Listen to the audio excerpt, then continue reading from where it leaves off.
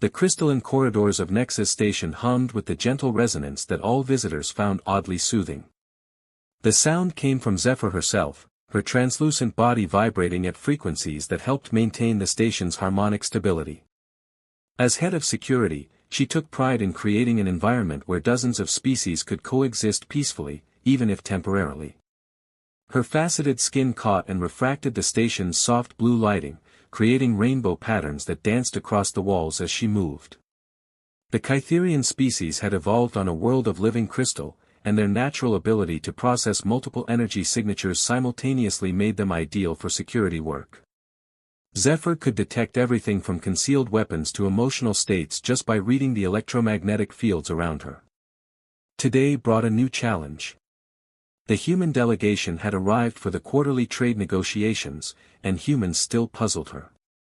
Their energy signatures were chaotic compared to most species, constantly shifting with emotion, thought, and something else she couldn't quite identify.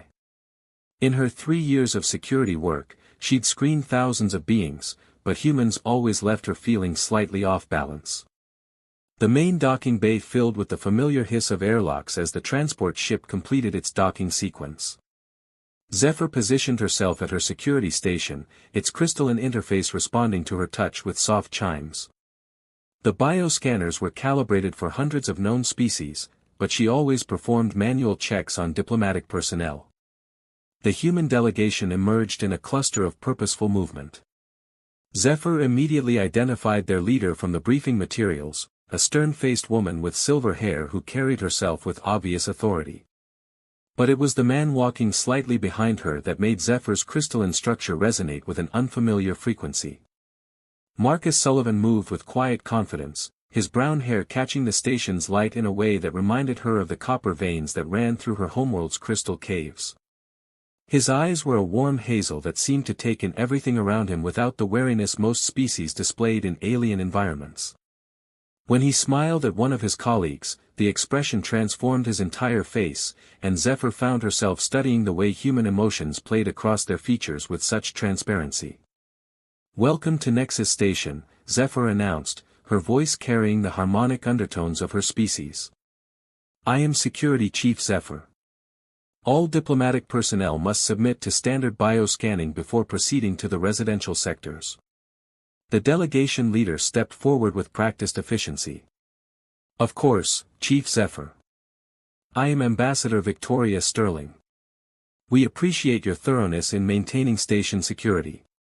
The screening process began smoothly. Zephyr's team used a combination of energy field analysis and biometric scanning to clear each delegate. The technology could detect everything from concealed devices to infectious agents, reading the quantum signatures unique to each species. Most beings found the process routine, even boring. When Marcus stepped forward for his screening, Zephyr activated the scanner herself. She preferred to personally handle key diplomatic personnel, and something about this particular human drew her attention in a way she couldn't quite explain. The energy field enveloped him, and immediately her crystalline interface began displaying readings that made her internal harmonics skip a beat. The scanner was detecting what appeared to be a concealed cylindrical object, approximately 6 inches in length, located in his lower torso region. The density reading suggested organic tissue, but with an internal structure unlike anything in her extensive xenobiology database. "Please remain still," she instructed, frowning at the data cascading across her crystal display in patterns of light and color. Her natural ability to read energy signatures was picking up something else too, fluctuations in the object's electromagnetic field that seemed to respond to her presence. Marcus stood patiently, seemingly unaware of the readings his body was generating. His calm demeanor only increased Zephyr's confusion. In her experience, beings carrying concealed items usually showed signs of stress that her energy-sensing abilities could detect. But Marcus radiated only mild curiosity and something that felt almost like attraction. "Sir, I need you to empty all pockets and remove any accessories," Zephyr said, her harmonics taking on a more serious tone. "Of course," Marcus replied, producing his communication device, identification chip, and a few personal items. He placed them in the provided container with practiced efficiency, his movements graceful despite the obvious unfamiliarity with Kytherian technology. The scanner continued to show the anomalous reading. Whatever he was concealing, it wasn't in his pockets, and curiously, the electromagnetic fluctuations seemed to be intensifying rather than diminishing. "I'm detecting a concealed object," Zephyr announced, her crystalline skin flickering with patterns of orange and red, colors that indicated concern among her species. "Please explain what you're carrying in your lower torso region." Marcus looked genuinely confused, his energy signature spiking with surprise and something that felt like embarrassment. "I'm not carrying anything beyond what I've already shown you." Ambassador Sterling stepped closer, her own energy field radiating concern. "Is there a problem, Chief Zephyr? Your cultural attaché is concealing what appears to be an organic device or appendage," Zephyr replied, studying Marcus's face for any sign of deception. Her ability to read micro-expressions through energy fluctuations was telling her his confusion was genuine, but protocol demanded thoroughness. "The readings are quite unusual, the object appears to be responding to external stimuli." "I assure you, I'm not concealing anything," Marcus said, spreading his hands wide. His cheeks had flushed pink, and Zephyr noticed how the increased blood flow created interesting patterns in his bioenergy field. "Perhaps there's a calibration issue with your scanner?" Zephyr's security training warred with growing fascination.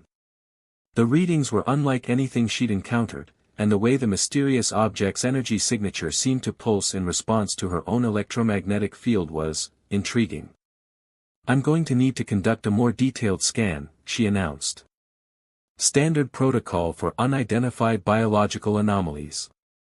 The other humans exchanged glances, and Ambassador Sterling stepped forward. "Chief Zephyr, perhaps we could discuss this privately. Human biology might present some unique characteristics that your scanners aren't calibrated for." "I cannot make exceptions for any species," Zephyr replied firmly, though her harmonics carried a note of uncertainty. "Station security protocols must be followed." Marcus sighed, running a hand through his hair in a gesture that Zephyr found oddly endearing. "Ambassador, it's fine. I understand she's doing her job." He looked at Zephyr with an expression that seemed almost apologetic, and she noticed how his energy field had shifted to warmer frequencies. "Chief Zephyr, I think there might be a biological misunderstanding here. Humans have certain anatomical features that might appear unusual to scanners calibrated for other species." Zephyr's crystalline structure resonated with curiosity. "Are you referring to cybernetic implants? Those would have been declared in your medical records." "No, not implants," Marcus said, his bioenergy field now pulsing with distinct embarrassment. "Just natural human anatomy. Something that all human males possess." The way he emphasized human males made Zephyr's internal harmonics shift to a higher frequency. She was familiar with the basic biology of most galactic species, but humans were still relatively new to interspecies contact. Their reproductive biology wasn't as thoroughly documented as other species. "I'm going to need you to explain exactly what you're referring to," Zephyr said, her curiosity now overriding her security protocols. Marcus glanced around at the other delegates, clearly uncomfortable with the public nature of the conversation. "Could we perhaps discuss this privately?" "I'd be happy to explain, but it's somewhat personal." Zephyr considered this. Her energy reading abilities were telling her that Marcus wasn't a threat, if anything, his bio-signature suggested he was attracted to her, which was both impossible and oddly thrilling. "Very well. Security Booth 3. You'll be accompanied by a privacy screen and a medical scanner." As they moved to the private screening area, Zephyr found herself studying the way Marcus moved, the subtle strength in his human frame, the way his energy field seemed to harmonize with her own in ways that defied her understanding of xenobiology. The security booth hummed to life around them, its crystalline walls providing complete privacy while advanced scanners painted detailed pictures of biological structures in light and sound. "Now," Zephyr said, trying to maintain her professional composure despite the unusual resonance building in her crystalline matrix, "explain what my scanners are detecting." Marcus took a deep breath, his energy field fluctuating with embarrassment and something that felt distinctly like arousal. Human males have a reproductive organ that's externally located. It's completely natural, not a device or weapon, but I can understand how it might appear unusual to species that don't share similar anatomy. Zephyr stared at him, processing this information. Externally located? Yes, it's necessary for human reproduction. The organ can change size when males are. He paused, clearly struggling with how much detail to provide, when we're aroused or in certain physical states. The medical scanner confirmed his words, providing detailed biological readings that clearly indicated natural organic tissue rather than any artificial device. But more intriguingly, Zephyr's own energy-sensing abilities were detecting the fluctuations he'd mentioned, and they seemed to be responding directly to her electromagnetic field. "This is completely natural," she asked, fascination replacing suspicion. Her crystalline skin was beginning to glow with the soft blue light that indicated deep interest among her species. "Completely natural," Marcus confirmed, his relief evident in the warm gold patterns now flowing through his bioenergy field.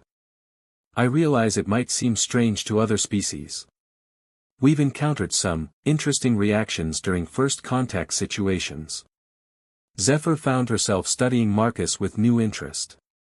The confident diplomat suddenly seemed almost vulnerable, standing there explaining intimate details of his species' biology to what was, essentially, a stranger. There was something deeply appealing about his combination of strength and openness. "I apologize for the misunderstanding," she said, deactivating the scanners. Her crystalline harmonics had shifted to frequencies that indicated attraction, something she hoped he couldn't detect. "Your species' biology wasn't thoroughly covered in our xenobiology databases." "No apology necessary," Marcus replied, his energy field now radiating warmth and something that definitely felt like mutual attraction. "You were doing your job. I'd rather have thorough security than lax protocols." As they left the screening booth, Zephyr found herself walking closer to Marcus than strictly necessary. There was something about his patient acceptance of her suspicions, his honest explanation, and the way his bioenergy seemed to complement her own that appealed to her in ways she'd never experienced.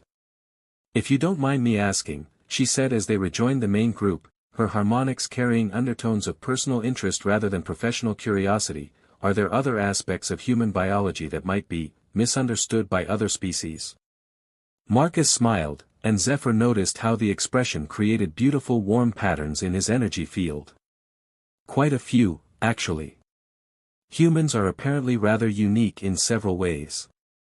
"I'd be interested to learn more," Zephyr said, surprising herself with her directness. Her crystalline skin was now glowing with soft pulses of blue and gold, colors that among her species indicated romantic interest. "Perhaps we could continue this conversation over dinner. I could share some insights about station protocols, and you could educate me about human customs." The invitation hung in the air between them, and Zephyr found herself holding her breath, her entire crystalline matrix resonating with anticipation. "I'd like that very much," Marcus said, his smile widening, his bioenergy field brightening with genuine pleasure. "I have a feeling there's a lot we could learn from each other." As the human delegation was cleared through security and escorted to their quarters, Zephyr found herself looking forward to the evening with an anticipation that set her entire crystalline structure humming with new harmonics. What had started as a routine security screening had become something entirely unexpected, a connection that transcended species barriers and promised discoveries far more profound than simple anatomical differences. The medical bay of Starlight Research Station glowed with the soft, healing radiance that emanated naturally from Nova's luminescent skin. As the facility's chief medical officer, she had spent the last 5 years treating patients from dozens of different species, her natural ability to produce therapeutic light making her invaluable in treating various ailments across the galaxy. Her opalescent skin shifted through gentle spectrums of blue and green as she prepared for her next patient, the colors reflecting her calm, professional state of mind. The Luminari had evolved on a world where bioluminescence was the primary form of communication, and Nova could convey complex medical information through the intricate light patterns that danced across her translucent flesh. Today's schedule included the mandatory medical clearance for Jake Morrison, a human engineer who would be joining their long-term research mission to study the unique energy phenomena in this sector. Nova had treated humans before, but their biology still fascinated her. Unlike most species, humans seemed to generate their own internal energy patterns that were constantly shifting and adapting. The medical bay doors chimed softly as Jake entered, and Nova felt her skin unconsciously brighten with the warm golden hues that indicated interest among her people. The human was tall and lean, with sandy brown hair and intelligent green eyes that seemed to take in every detail of the medical equipment around him. His movements carried the precise confidence of someone comfortable with complex machinery, yet there was a gentleness in how he handled the delicate instruments he noticed. "Good morning," Nova said, her voice carrying the melodic quality that came naturally to her species. "I'm Medical Officer Nova.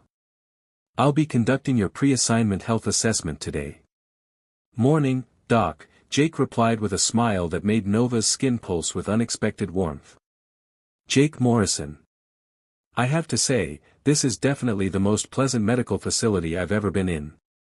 Is that healing light coming from you?" Nova's skin flickered with soft pink, the luminary equivalent of a blush. "Yes, it's a natural ability of my species. We can produce different wavelengths of light for various therapeutic purposes. It helps accelerate healing and provides pain relief for most species we've encountered." "That's incredible," Jake said, his genuine fascination evident in the way his energy patterns shifted to what Nova was learning to recognize as human curiosity. "On Earth, we've been experimenting with light therapy for decades, but nothing as sophisticated as a natural biological system." Nova gestured to the examination platform, which immediately began glowing with soft, diagnostic light patterns. "Please have a seat. I'll need to run some standard scans to ensure compatibility with our station's atmosphere and to check for any potential health issues that might affect your work performance." Jake settled onto the platform with easy grace, and Nova began her examination. Her medical scanners were bioorganic, grown rather than manufactured, and they interfaced directly with her natural light-generating organs to provide incredibly detailed readings of a patient's biological systems. "Your species has quite fascinating physiology," Nova observed as the initial scans began displaying data in shifting patterns of light across her skin. "Humans seem to have remarkable adaptability. Your cardiovascular system is showing excellent stress tolerance."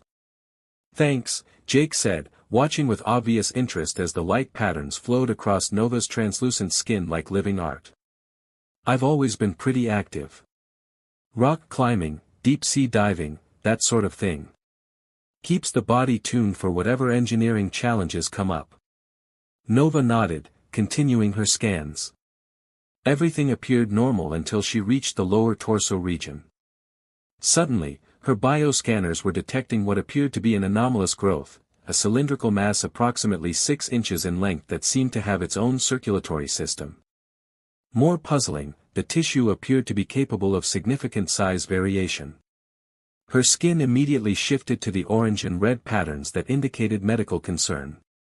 "Jake, I'm detecting what appears to be a growth in your pelvic region. Have you experienced any pain or discomfort in your lower abdomen recently?" Jake's energy pattern spiked with what Nova interpreted as embarrassment and mild panic. "A growth? No, I haven't had any pain or..." "Oh." His face reddened in a way that Nova found oddly endearing. "Oh, I think I know what you're detecting. The tissue mass appears to have an independent circulatory system," Nova continued, her medical training taking precedence over Jake's obvious discomfort. "I'm reading neural pathways that suggest it's directly connected to your nervous system. This could be quite serious. I may need to schedule you for immediate surgical consultation." "Nova, wait," Jake said, holding up his hands. "I don't need surgery. What you're detecting is, well, it's completely normal human male anatomy." Nova's skin pattern shifted to the deep blue that indicated confusion. "Normal anatomy? But this appears to be a separate organ system. I've reviewed human medical databases, and nothing in our records suggests." "Your medical databases might not include comprehensive details about human reproductive anatomy," Jake said, his face now thoroughly red. What you're scanning is a reproductive organ. It's external in human males. External? Nova's luminescence brightened with scientific fascination, temporarily overriding her concern. But that would make it incredibly vulnerable to injury. Why would evolution favor such an exposed placement? Jake ran a hand through his hair, clearly struggling with how to explain intimate biology to an alien doctor who was studying him with the intensity of a researcher who'd discovered a new species. It's related to temperature regulation. The organ needs to be slightly cooler than core body temperature for optimal function. Nova's scanners continued to feed her data, and she was beginning to understand that what she was seeing wasn't pathological but simply a completely different evolutionary approach to reproduction. Fascinating. And the size variations my scanners are detecting? That's normal too, Jake said, his energy patterns now radiating a combination of embarrassment and something that Nova's empathic light-reading ability suggested might be arousal. The organ changes size based on various factors. Blood flow, physical state, emotional, stimulation. Nova found herself studying Jake with new interest. Her species reproduced through a complex dance of light patterns and energy exchange, with no physical organs involved. The idea of such direct, physical reproductive anatomy was both alien and oddly appealing. So this is a functional organ system, she mused, her skin now glowing with the soft gold patterns that indicated deep intellectual engagement. The neural pathways suggest it's quite sensitive. Does it serve purposes beyond reproduction? Yes, it's very sensitive, Jake confirmed, and Nova noticed that her clinical questions seemed to be affecting his energy patterns in ways that made her own luminescence pulse with reciprocal interest. And yes, it serves other purposes. Waste elimination, and pleasure. The word pleasure made Nova's skin flare with brilliant silver and blue, colors that among her people indicated profound fascination and attraction. Pleasure. Your species combines reproductive function with recreational activity. Among other things, Jake said, and Nova noticed that his breathing had become slightly irregular. Human sexuality is pretty complex. We don't just reproduce for procreation, physical intimacy is important for bonding, stress relief, emotional connection. Nova's scanners were now detecting increased blood flow to the organ in question, and she realized that their conversation was causing the size variations she'd been observing. More intriguingly, her own energy patterns seemed to be responding to his physiological changes in ways that were entirely unprecedented in her medical experience. Your organ is responding to our discussion, she observed with clinical fascination, though her skin was now pulsing with warm, personal interest rather than purely medical concern. The increased circulation suggests arousal response. Are you finding this examination stimulating? Jake's laugh was slightly strained. Nova, you're a beautiful woman asking detailed questions about my anatomy while glowing like the most amazing living artwork I've ever seen. I'd have to be dead not to find it stimulating. Nova paused, processing this information. Her species didn't experience physical attraction in the same way, their romantic connections were based on light harmony and energy resonance. But something about Jake's honest response, his obvious attraction to her, and the way his bioenergy seemed to pulse in rhythm with her own luminescence was awakening feelings she'd never experienced. You find my bioluminescence attractive, she asked, her skin unconsciously shifting to the deep purples and golds that indicated romantic interest among her people. Incredibly attractive, Jake said, his energy patterns now radiating warmth and genuine appreciation. I've never seen anything like it. The way the colors flow across your skin, the way they seem to respond to your thoughts and emotions, it's like you're a living constellation. Nova felt her luminescence brighten involuntarily, bathing the medical bay in warm, golden light. In my species, light patterns are how we communicate emotion and attraction. The way you describe my bioluminescence suggests you're naturally interpreting our romantic signals. Romantic signals? Jake asked, his energy patterns spiking with interest. The colors I'm displaying right now, Nova said, gesturing to her glowing skin, among my people, they indicate strong attraction and romantic interest. I've never experienced them in response to another species before. Jake's smile was warm and genuine. Well, for what it's worth, the feeling is definitely mutual. I've never met anyone who could literally light up a room just by being happy. Nova found herself moving closer to Jake on the examination platform, her professional boundaries dissolving in the face of something entirely new and wonderful. Your species' approach to physical intimacy is fascinating from a xenobiology perspective, she said, though her clinical tone was now mixed with personal curiosity. The emotional component you mentioned, how does physical pleasure create bonding? It's hard to explain, Jake said, his voice softer now, his energy patterns settling into the warm, steady rhythms that Nova was learning to associate with human contentment. Touch releases chemicals in our brains that promote attachment and trust. Physical intimacy creates emotional intimacy. Touch, Nova repeated, studying her own translucent hands. My species doesn't experience touch the same way. Our skin is photosynthetic, we absorb and emit energy rather than feeling pressure or texture. Would you like to try? Jake asked gently. I could show you how human touch works, if you're curious. Nova hesitated, her skin flickering between the blues of scientific curiosity and the golds of personal desire. That would be educational, she said finally. Jake extended his hand, palm up, and Nova slowly placed her luminescent hand against his. The contact sent unexpected sensations through her energy matrix, warmth, pressure, the fascinating texture of human skin against her smooth, light-generating surface. Your hand is so warm, she observed, her skin brightening with wonder. And the sensation is. I can feel your pulse, your life energy. What does it feel like to you? Jake asked, his thumb gently stroking across her knuckles. Like touching a star, Nova said softly, her bioluminescence now pulsing in rhythm with his heartbeat. Warm and alive and somehow, comforting. They sat in comfortable silence for a moment, hands joined, Nova's light patterns flowing in complex cascades of color that reflected her emotional state. Jake's energy patterns had settled into something she was beginning to recognize as deep contentment and growing affection. So, Jake said eventually, his smile teasing but gentle, am I cleared for duty, Doc? Or do you need to run more tests on my mysterious human anatomy? Nova laughed, a sound like crystal bells that made her skin sparkle with silver light. I think I have all the medical data I need, she said. But I find myself very interested in learning more about human biology from a personal perspective. I'd be happy to continue your education, Jake replied, his energy patterns brightening with warmth and anticipation. Maybe over dinner. I could explain more about human customs, and you could show me more of those amazing light patterns. I'd like that very much, Nova said, her skin now glowing with the soft, steady light that indicated deep happiness among her species. I have a feeling there's a lot we could learn from each other.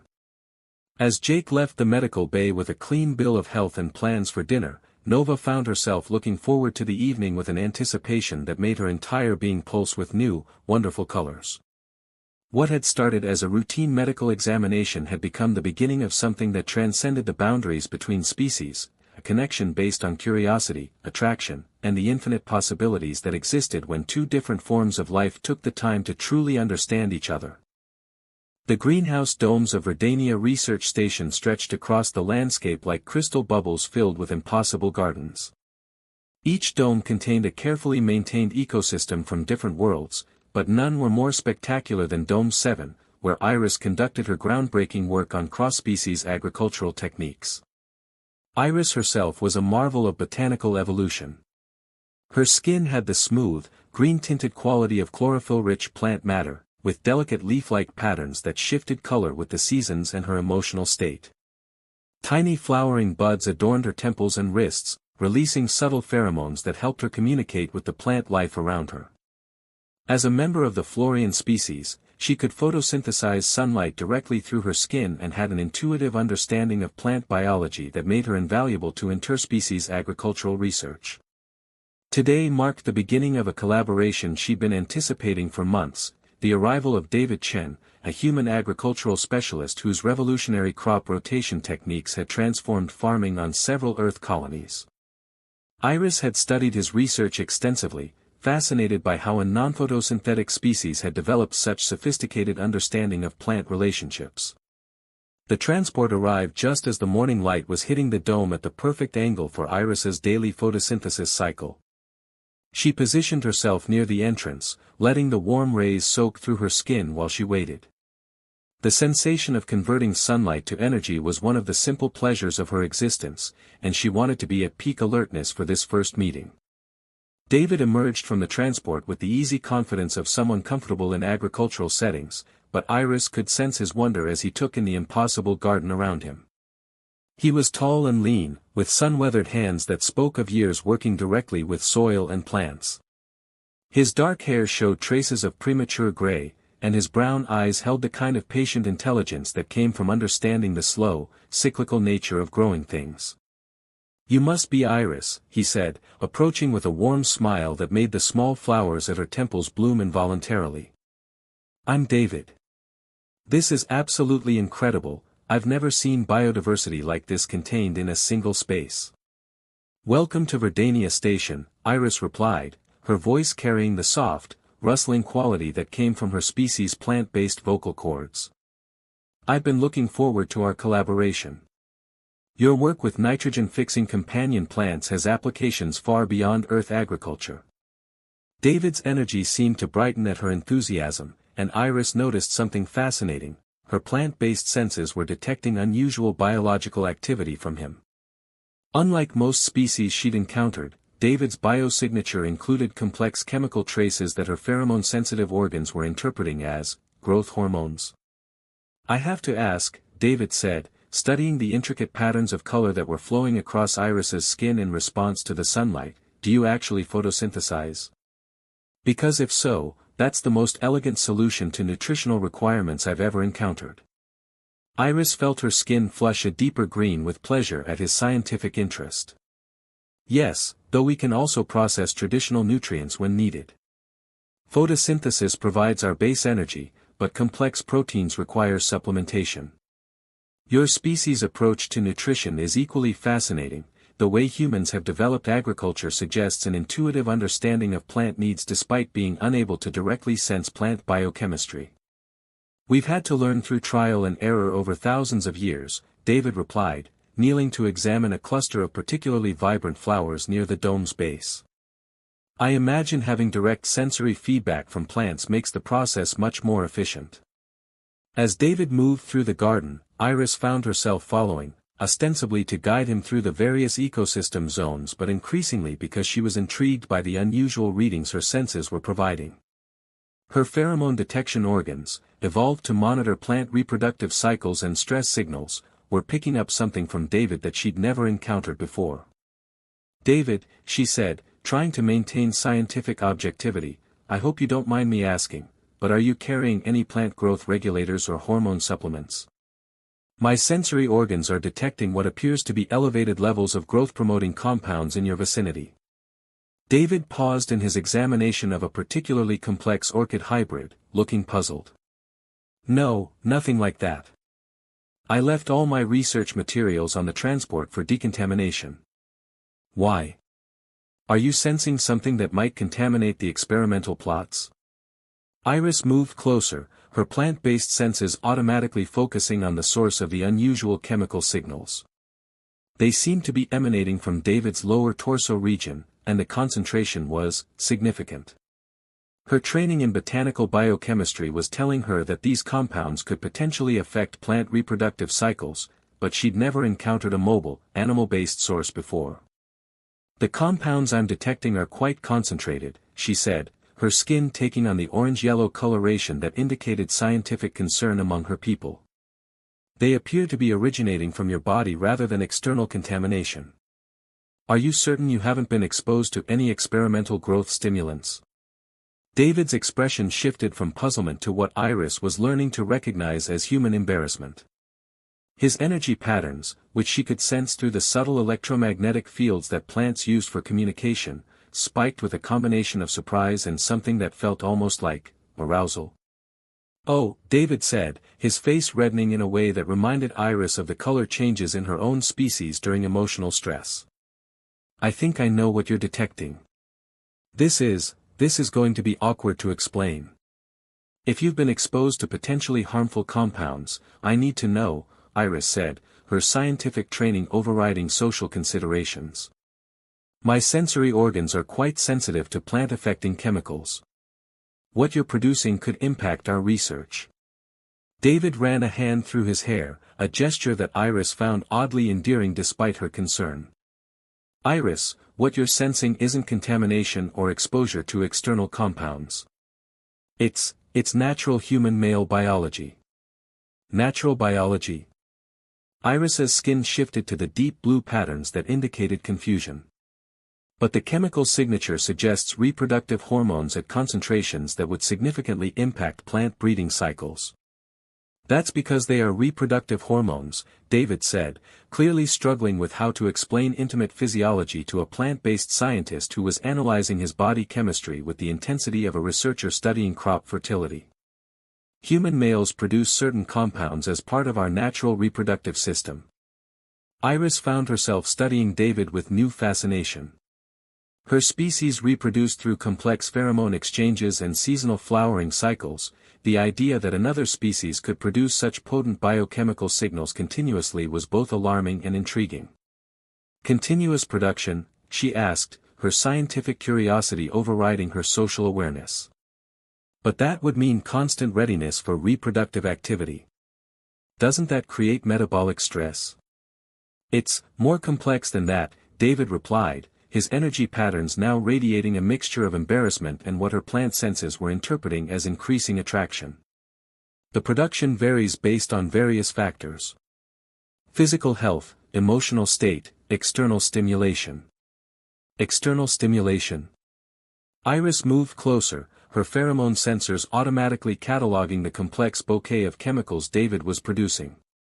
You mean environmental factors can trigger increased hormone production? Among other things, David said, and Iris noticed that her proximity seemed to be intensifying the very chemical signals that had caught her attention in the first place.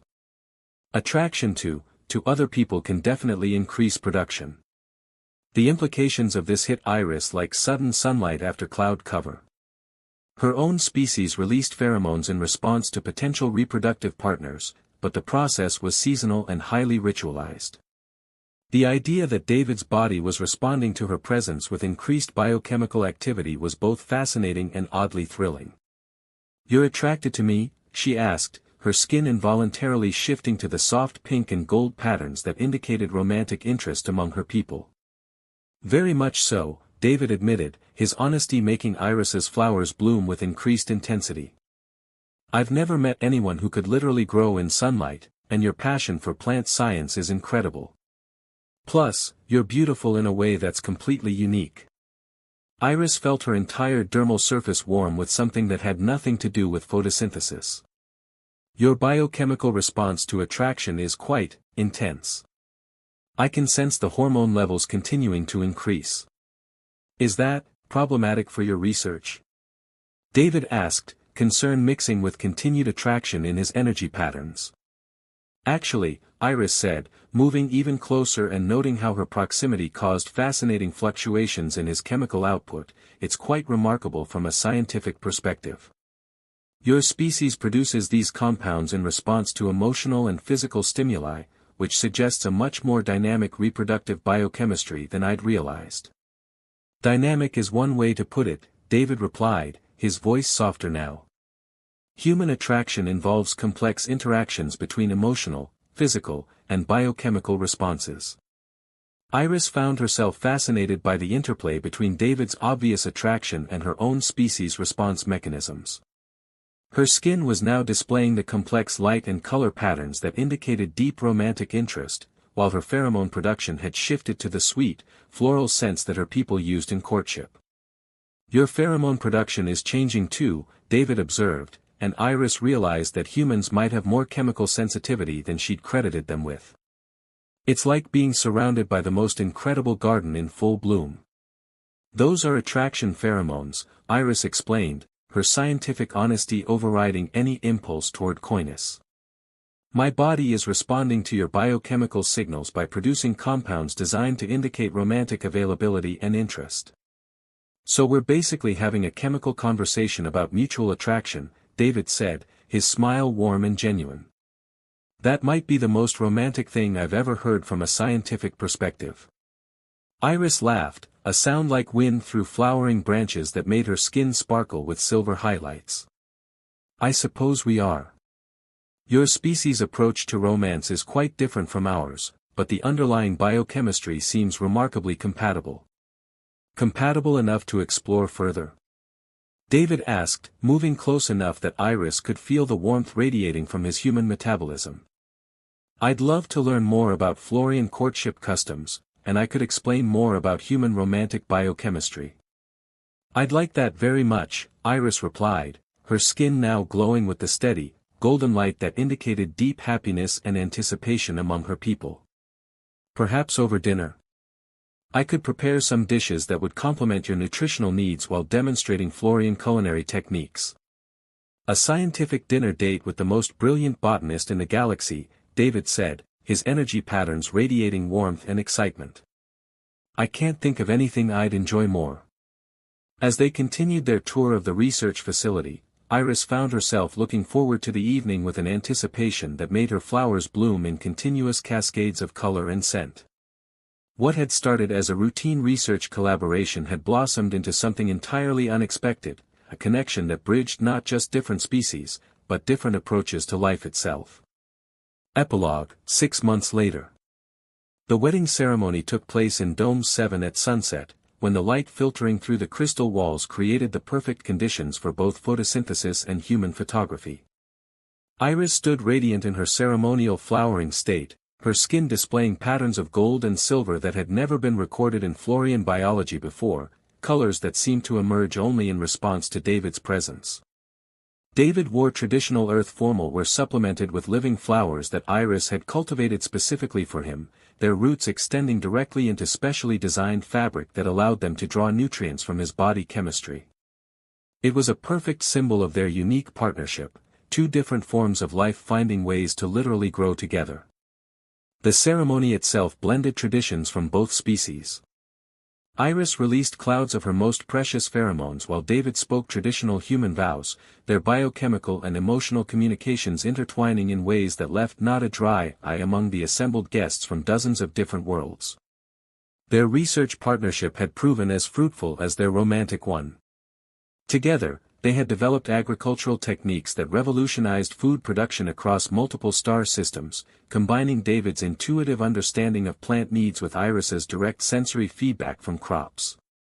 Their joint papers on interspecies botanical collaboration had become required reading in xenobiology programs throughout the galaxy.